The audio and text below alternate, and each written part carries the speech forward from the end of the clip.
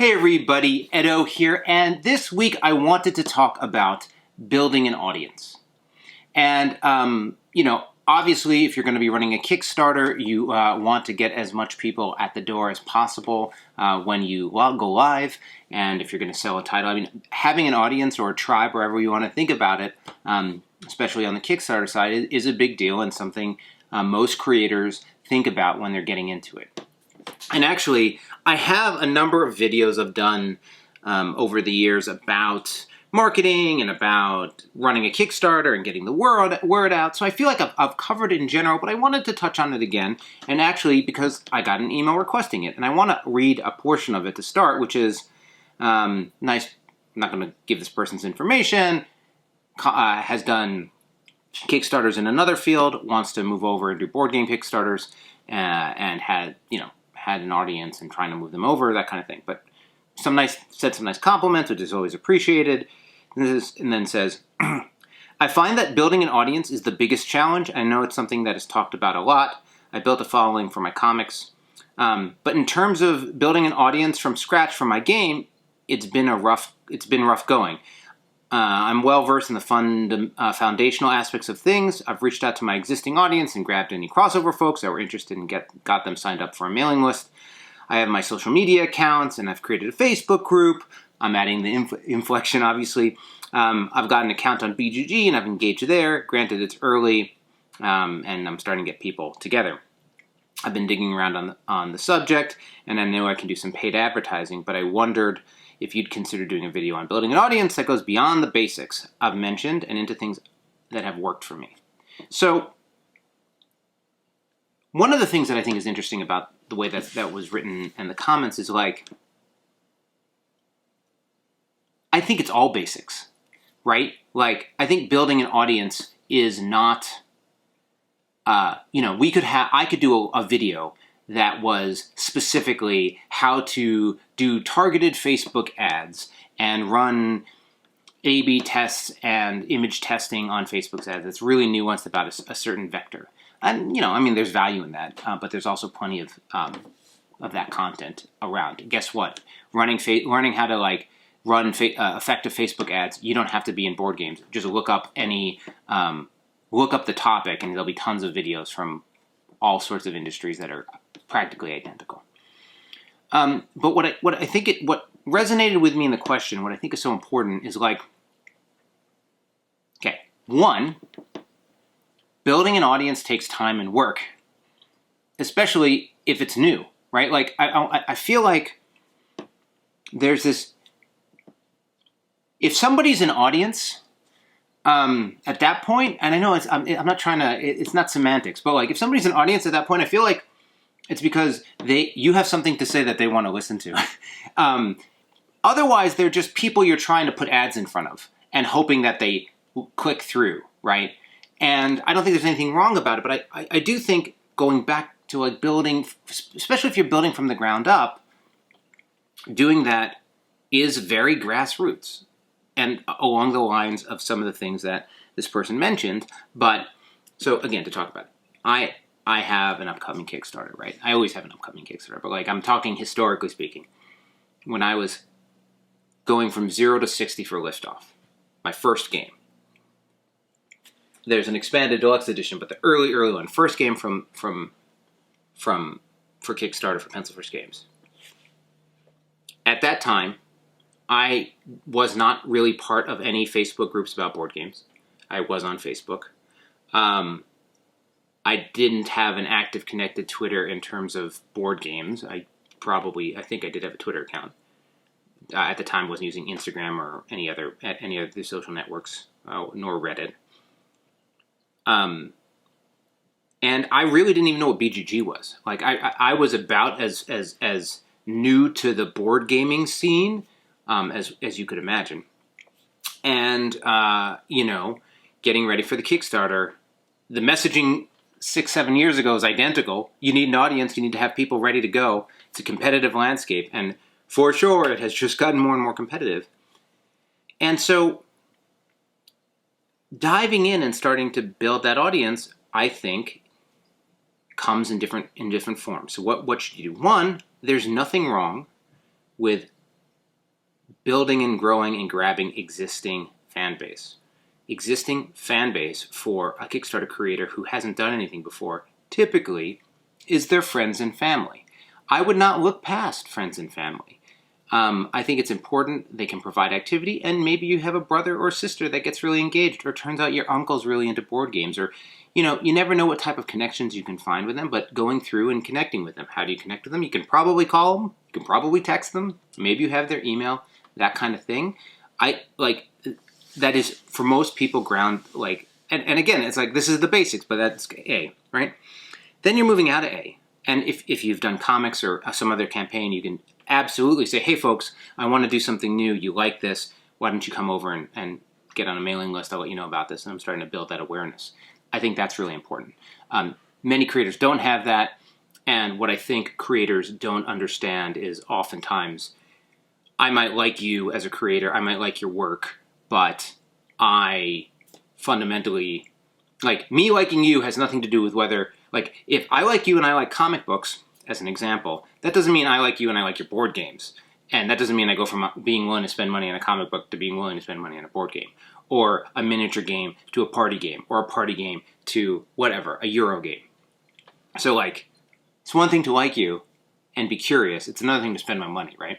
Okay, so those sort of groups. Then you're in this abyss.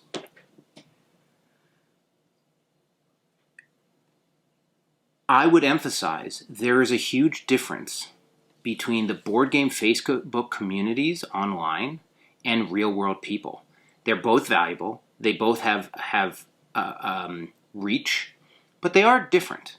So for one, and it's been hard with COVID, but there is no doubt that getting in your car, going to game stores, going to game nights, going to conventions, and meeting real people in person and playing games with them is one of the most powerful ways to build direct connections, certainly get feedback improving your games, and create customers. Somebody has played your game, seen your game, engaged with it in real life and with you, it is so much more powerful. So that's not always easy. Obviously, it's been hard. I'm not trying to make this an impossible thing. I just want to emphasize, building an audience shouldn't be relegated to just trying to interact on Facebook groups, right? I'll talk about that.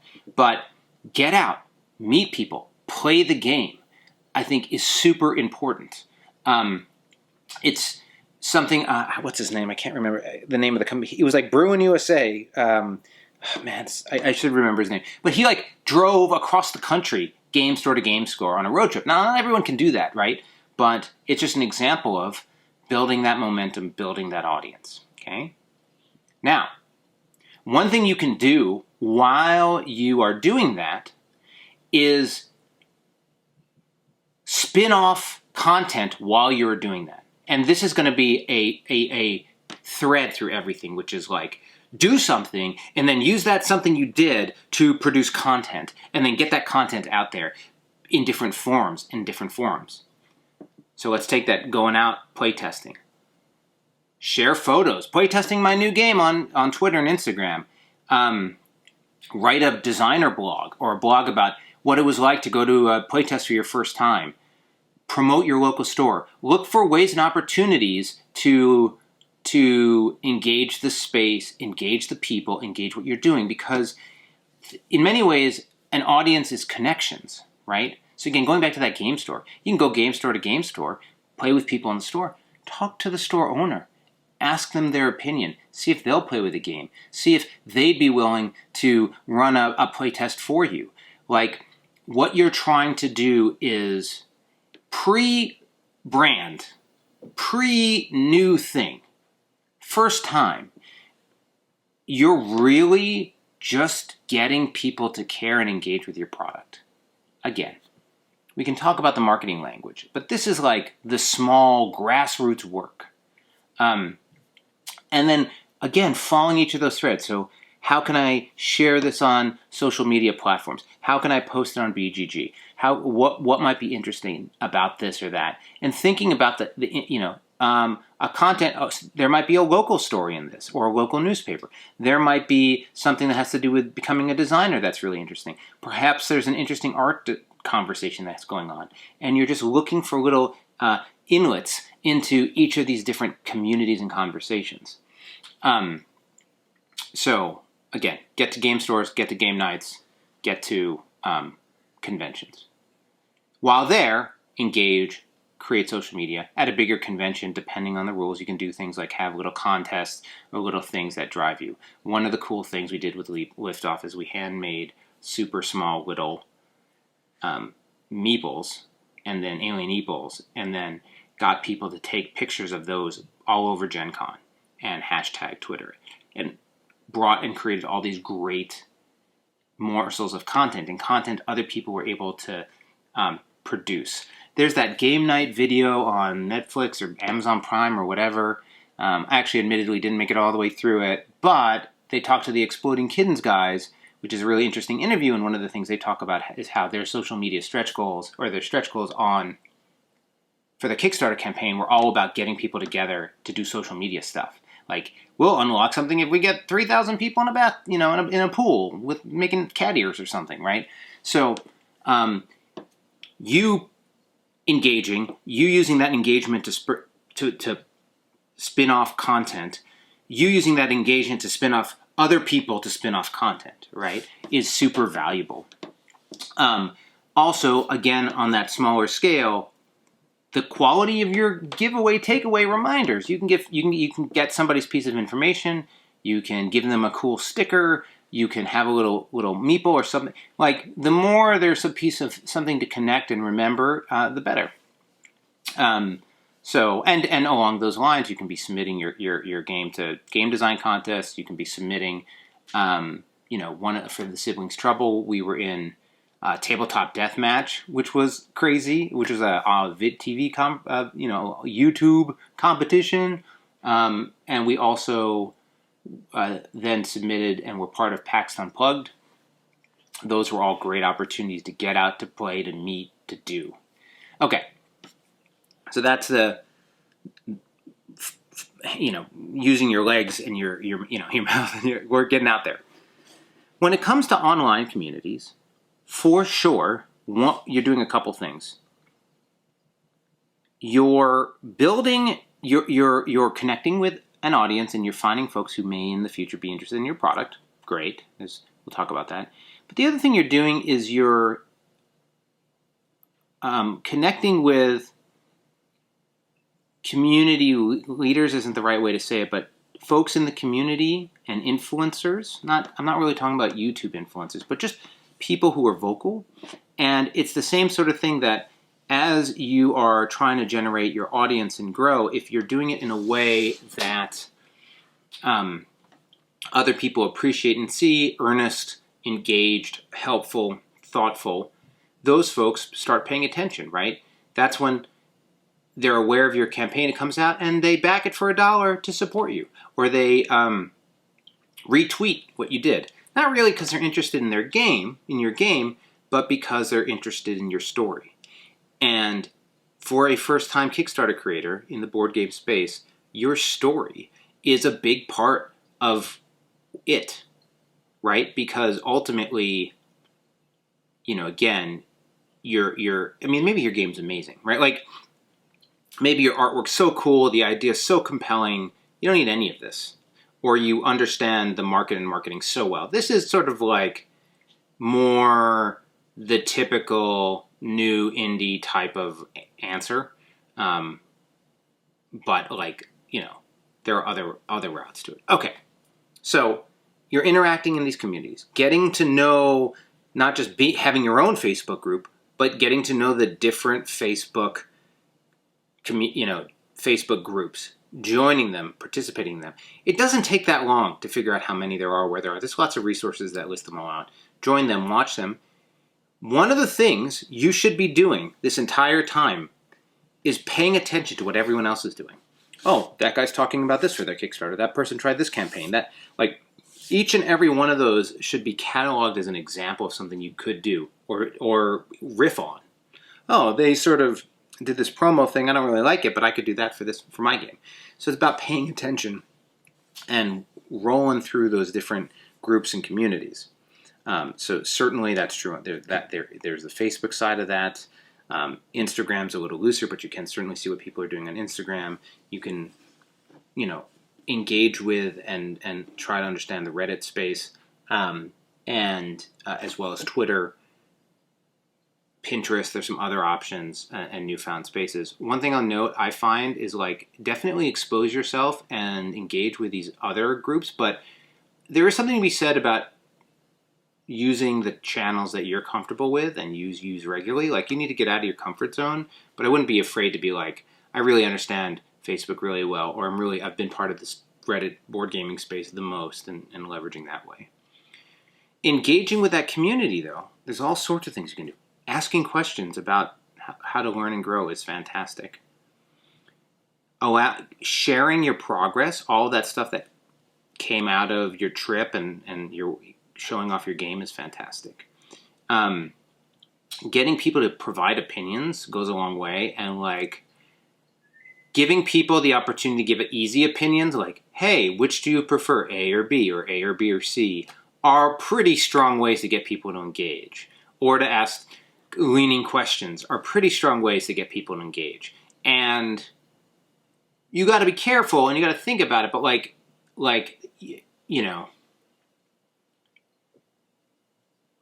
one of the things, but there's a balance. An example is, you've been working on and creating all this art for your game or whatever, and you had the phase when you had sketches and renders and whatever, and you already have it done. I've said this, you could start with the done art and just show everyone the done art, but there's nothing stopping you from starting earlier, showing the sketches. So you don't have to you can sort of tease it out over time, even check out these sketches. You don't have to lie, but you're even if you have more than what you're showing, you're just dulling it out and creating an interest and re-engagement. Because one of the things that you will want to do is, this is not it's not manifesting an audience or buying an audience, though I'm sure you could do the latter. It's building an audience, right? And when you build, it takes time, and it takes consistent care and approach. I would think of it more it's more like building a garden than building a house, right? Maybe you can't start building an audience and then stop and then leave and expect it to still be there when you come back, right? You can't be I put the bricks down. All right, I'm going to go stop, and I'll come back in 2 months, and then I'll continue where I left off. It'll erode. The plants will die. So that's why it's a garden. You still got to go out there and water that garden every day. You got to prune the plants. You got to do all those things. Don't dive in unless you're willing to dive in every single day. You don't want to annoy people, but it has to some degree, become an obsession. It has to some degree, become an engagement tool. If you're trying to build an audience in advance. One thing that I would say is, rather than all that, in addition to all that, but if you're willing to have some modesty about what you're trying to do, and not trying to say, oh, I'm going to launch a Kickstarter and make $10 million, but say, no, I want to fund a game. I'm okay with $5,000, $10,000, $15,000 or whatever. I'm going to keep the bar low. It is easier to build an audience on product and quality and history than it is out of thin air. So in some ways, Pencil First Games, for example, right? We've built our audience through I have done more. I like making games. I have done a much better job making game after game after game than any marketing campaign for any specific game, right? Or any audience building.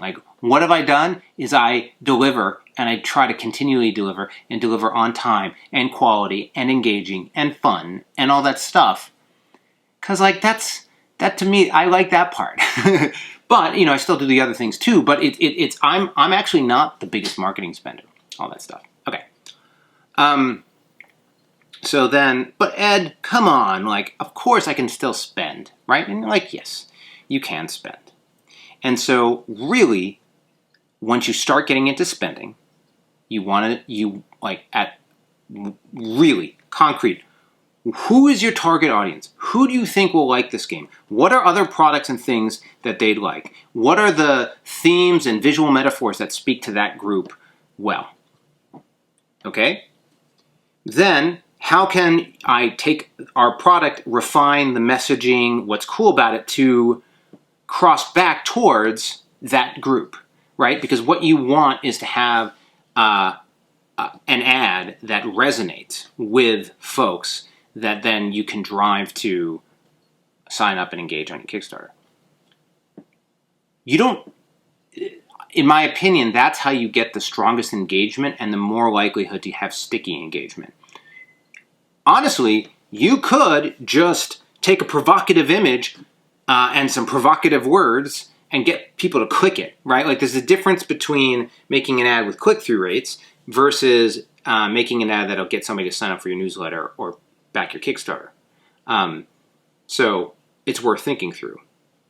I, for sure, have been mistaken and wrong around, like, I've learned plenty of times that I don't know what I'm talking about. And sometimes the answer is, well, no, actually what we're going to do is we're just going to do a range of things. We're going to feed it into the algorithm machine, give it a shot, see the results, refine, tweak, and then just filter down to the best. And then, like, whatever. I didn't, who knew that this was going to be the more popular image with the more popular character that gets the best results, right? And that's where you get into Facebook ad and ad marketing and ad planning. And again, just watch a better video on that somebody's going to sit there and show you how to do every step of it, every step of the way. You could do it for Facebook, you can do it for Twitter, you can do it for all those different places. And so, like, I don't know, maybe I didn't answer the question at all. I'm sorry, sir. It's just that you have to just, it's just work you have to do. And if you want to take a shortcut, license an IP. If you want to take a shortcut, submit your design for somebody else to publish. Like, there are absolutely ways. Partner with an artist who has a massive background, a massive following already, and an audience already. Like, those are the short ways to do it. The fat, or just expended tons of money on marketing, like, and then why would you do a Kickstarter if you had that money? So, like,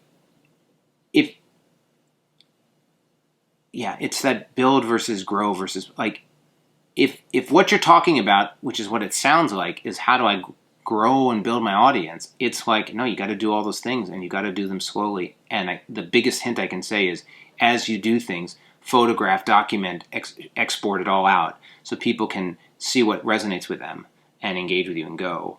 But ultimately, at some point, you're going to get to your launch and you're going to go for it. And it's okay if you don't have a bazillion people. It's okay, because hopefully you have something compelling. Hopefully what you're making is of value and brings joy, and you support it, and that's actually the seedling that you're growing in your garden, and what people are coming to see and spend time with. Not like your empty garden that is there before your thing has come up, right? Like it's like, that's it. That's the analogy to a degree. It's like, it's hard to bring somebody into an auditorium for a musician they've never heard of or seen or know what instruments they play, right? Like, can you please just sit here, and can you come to the show on Tuesday? Like, yeah, I get, and so I think that's a part of it. So anyway, please, if for you, anybody, if you really want me to dive into some of this more, I'm happy to. I'm not trying to be dismissive of the question, as well as, again, there are just some amazing content out there for how to, like, again, if you just want to know how to do, how to, like, use Facebook Ad Manager. Like, there are some, like, absurdly fantastic high-end videos that have 10 million views that will teach you that. And online courses and all that stuff. But I try to, like, ground it in board games and ground it in the community and the sort of content creator, Kickstarter creator, indie pub vibe. So hopefully that helps for those folks. Anyway, thanks. Bye. Hey everybody, Edo here, and thanks for watching Gaming with Edo. Reviews over here on this playlist, League and Insider videos over here on this one. Subscribe, share, all that good stuff, but most importantly, play some great games. Thanks. Bye.